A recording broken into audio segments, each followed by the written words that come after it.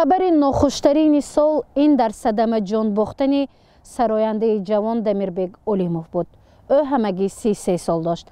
مرگ ناگهانی وی دل هزارها مخلصان را به درد آورد.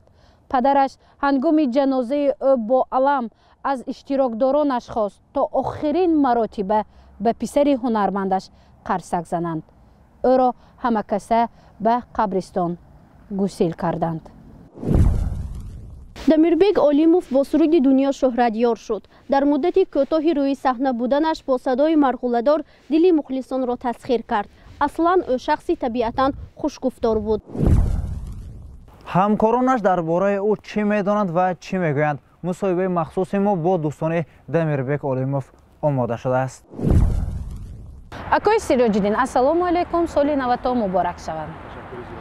هرچند امسال سال 2022 برای فرهنگچیان ولایت سال پربرار بود، اما آغاز سال یک جوانی را فرهنگ ولایت از دست داد که عنعنه‌های ملی را در سرودش ترغیب میکرد. من میخواستم شما بگویید که دمیربگ اولیموف کی بود و با سرودهایش به فرهنگ ولایت از خود چی باقی گذاشت؟ شما راست قید نمودید وقتی که فرهنگ ولایت یک باقی کلان داشتیم در همین سال، چون همون اگر خطا نکنم اگر 2 فوریه استاد اورنبگ همداون گذاشتن بعد از 2-3 روزش دوستی عزیز ما من دمیربگ گذاشتن. البته بعد از خوب دمیربگ دوستی عزیز ما گرچند که یاش باشد هم خیلی میراثی بسیار گذاشت. خیلی سرودهای پرمضمون و مرکب سرودهای من فکر میکنم که این سرودها سالهای سال در فقط مخلصان بلکه دوستان آن کس ما نیست میماند و البته میماند. همچون شخصیت او را چگونه بهاگذاری میکردید؟ شخصی صمیمی بود، خوشگفتار بود، چه خیل بود؟